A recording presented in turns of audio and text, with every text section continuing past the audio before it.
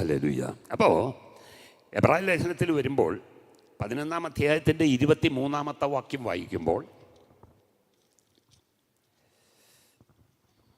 വിശ്വാസത്താൽ മോശയുടെ ജനനത്തിങ്കൽ ശിശു സുന്ദരനെന്ന് അമ്മയപ്പന്മാർ കണ്ടു. സ്തോത്രം.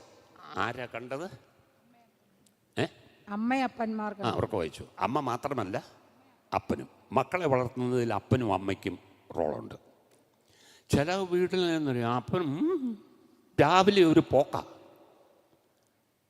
പിന്നെ വന്നു കയറുന്നത് രാത്രി 11 മണിക്ക്. എന്നാ അപ്പന്? മക്കളെ വളർത്തുന്നതിൽ അപ്പനും അമ്മയ്ക്കും റോളുണ്ട്. രണ്ടുപേരും കൂടെ വളർത്തണ്ടേ. സ്തോത്രം. രണ്ടുപേരും കൂടെ വളർത്തിയ ഗുണം എന്താണെന്നറിയോ? അപ്പൻ കക്ഷിയും അമ്മ കക്ഷിയും കാണത്തില്ല. അപ്പൻ വൈകിട്ട് വന്ന് കയറി കഴിഞ്ഞ് കഴിഞ്ഞാൽ ഈ പാർട്ടികൾ മുഴുവൻ അമ്മ കക്ഷിയായിരിക്കും. പിന്നെ കുറേ കഴിയുമ്പോൾ ഞാനിവിടെ എന്നെ വല്ലവർക്കും വേണം, എന്നെ വല്ലവർക്കും വേണം. അപ്പൻ ചോദിക്കുക, എന്നെ വല്ലവർക്കും? അതിന് താൻ വീട്ടിലുണ്ടായിട്ടും വേണ്ട, തന്നെ വേണമെന്ന് ചോദിക്കുക.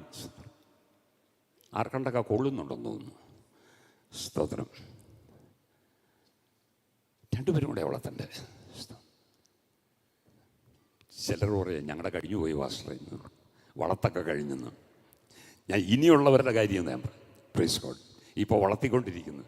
അപ്പോൾ കുഞ്ഞുങ്ങളെ വളർത്തുന്നതിൽ അപ്പനും അമ്മയ്ക്കും സ്വതന്ത്രം.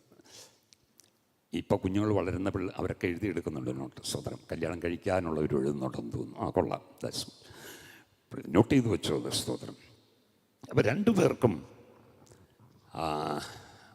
റോളുണ്ട്. സ്തോത്രം. ഇനിയിപ്പോൾ അപ്പൻ്റെ റോളും അമ്മയുടെ റോളൊക്കെ എടുക്കാൻ പോയി കഴിഞ്ഞ് കഴിഞ്ഞാൽ സ്തോത്രം നമ്മുടെ സമയം പോകും. Praise God. ഹല്ലേലൂയ. അപ്പോൾ ആത്മീയ അന്തരീക്ഷത്തിൽ കുഞ്ഞുങ്ങൾ വളരണമെങ്കിൽ, പഠിക്കണമെങ്കിൽ രണ്ടു പേരും വിചാരിച്ചെങ്കിലേ പറ്റത്തുള്ളൂ. സ്തോത്രം. അർത്ഥം, പള്ളിയിലും വീട്ടിലും അപ്പനെയും അമ്മയും കാണുമ്പോൾ ഒരേ സ്വഭാവമായിരിക്കണം. മക്കൾ നോക്കുമ്പോൾ, എൻ്റെ അപ്പൻ പള്ളിയിൽ എന്നെ അടിപൊളി ആരാധനയാണ്, എൻ്റെ അപ്പൻ പള്ളി ഭയങ്കര വിശുദ്ധന, എൻ്റെ അമ്മ പള്ളിയിൽ സ്തോത്രം സ്തോത്രം കന്യകമറിയാമോ, എൻ്റെ വീട്ടിൽ വന്നാലോ എൻ്റെ പൊന്നെ സ്തോത്രം ഞങ്ങളുടെ വീടൊരു നരകമാണെന്ന്. അത് പാടില്ല. സ്തോത്രം. വീട്ടിലെങ്ങനാണോ അങ്ങനെ തന്നെ ആയിരിക്കണം